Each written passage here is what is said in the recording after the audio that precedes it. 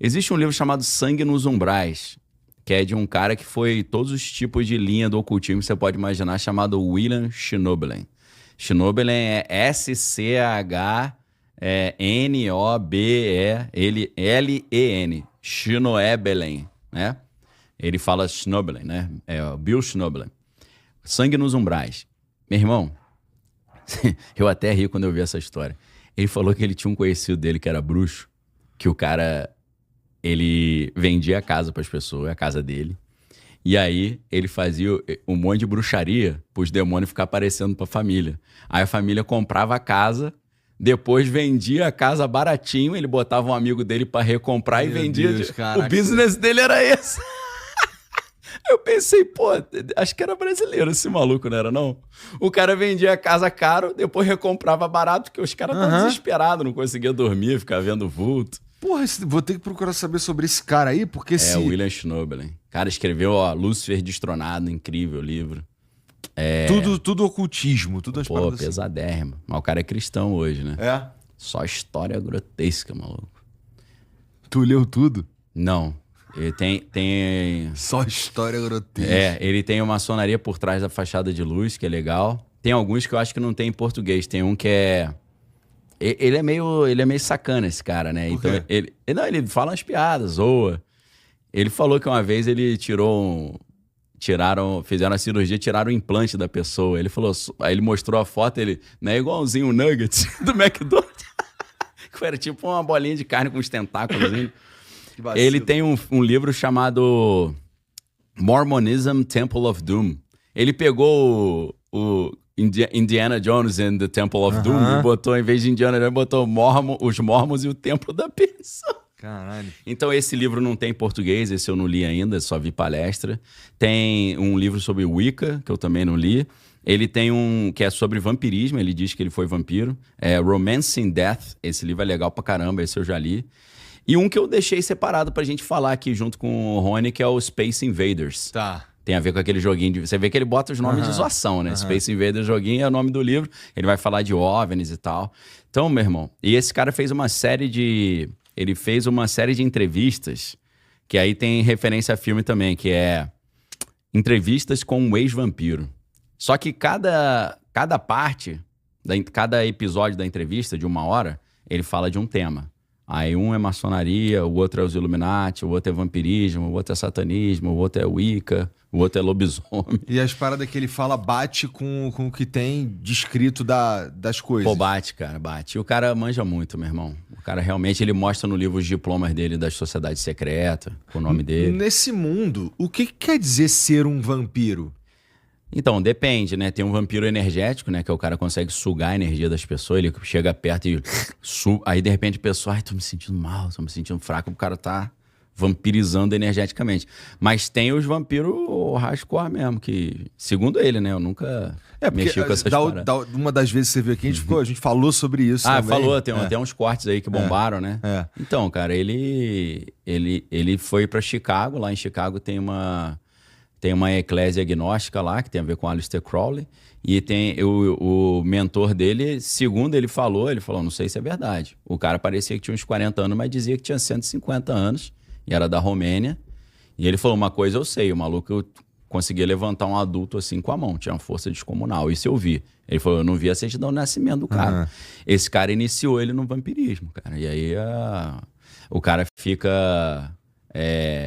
cheira cocaína pra caramba, bota na boca. Por quê? Pra saliva dele virar um analgésico. Aí ele lambia o pescoço das mulheres e dá uma anestesiada, igual a saliva do morcego, né?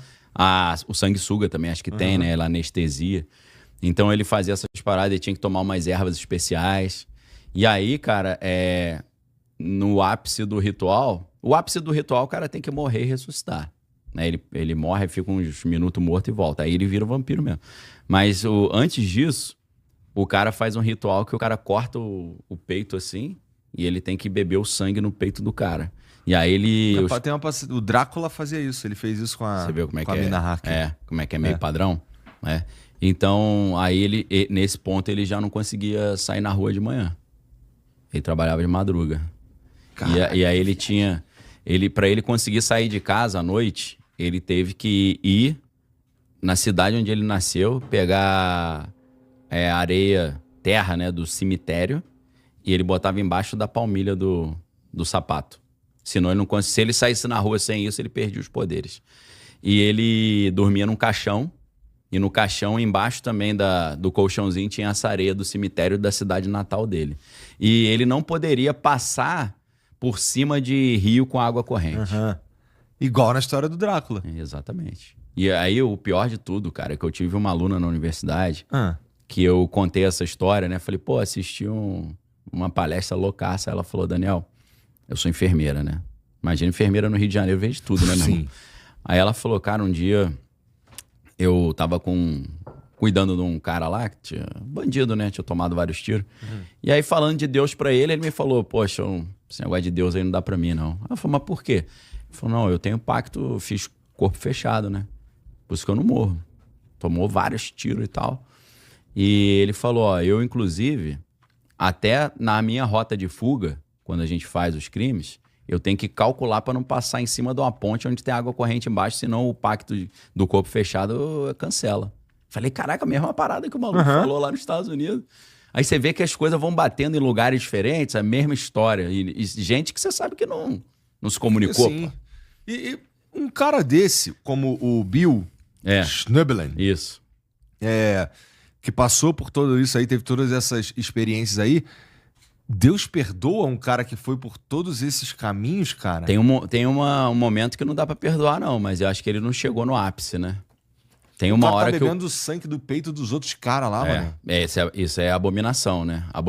Na Bíblia tem iniquidade, que é você pensar o pecado, tem o próprio pecado, né? Tem a transgressão e tem a abominação pior de todos. Beber sangue na Bíblia é abominação. Mas isso Deus perdoa, mas tem certas blasfêmias contra o Espírito Santo que aí Deus não vai perdoar, não. Em geral é contra o Espírito Santo, porque a história que eu escuto é que o Espírito Santo é quem intercede por você. Isso. E aí, quando Jesus estava expulsando demônio, os caras falaram, aí, Jesus, já sei qual é teu macete. Você expulsa demônio pelo poder de Beelzebub, que é o maioral dos demônios. Ele falou, se você peca contra mim, tem perdão. Contra o Pai também, mas contra o Espírito Santo tem não. Se você falar que as coisas que eu faço pelo Espírito Santo é do demônio, cuidado. E aí os caras falaram, pô, não tem como esquecer essa não, hein? Essa daí fica gravada, né? deleta aí. Tem coisa que o cara faz que aí bloqueia o cara, meu irmão. Porque pro cara ter passado por tudo isso daí ao longo da vida, ele ficou décadas, eu imagino. Ficou, pô, ele começou jovem. Perseguindo esse tipo de conhecimento. Ele zerou o game da parada. Habilidades deu game over. Poderes. O cara deu game over no bagulho. Ele começou como padre, aí depois ele foi Wicca, depois ele foi sumo sacerdote druida, depois ele entrou pra maçonaria, aí na maçonaria ele foi quase todas as linhas que tem, né? Ele foi rito escocês, rito de York, aí ele foi pro Palladium, foi no antigo primitivo rito de Memphis e Misraim, que vai até o grau 97, ele foi da Ordem do Templo Orientes, da OTOA, que é a Ordem do Templo Orientes Antiqua, ele foi da Astrum Argentum, que é uma linha do Crowley. Caralho. Ele foi da Irmandade lá, da Brotherhood, e ele foi também, disse que foi dos Illuminati também. Tudo. E Mormon. Só que aí, quando ele virou Mormon, ele foi debater com um cara, negócio de Bíblia, né? E aí o cara, no debate, o cara meio que falou umas paradas que ele ficou encucado. Ele foi da igreja de Satanás também, do Anton LaVey, né?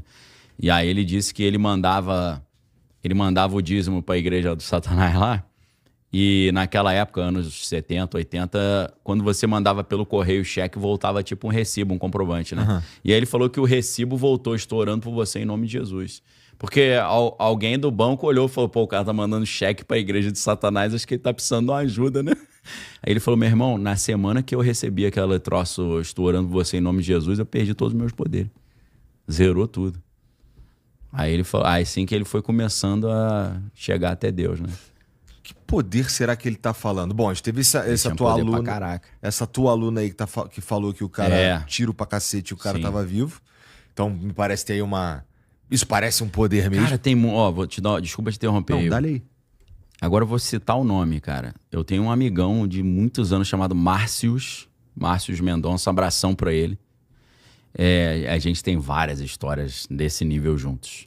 Porque a gente era da igreja junto e a gente fazia essas missões junto de casal Warren. Tá.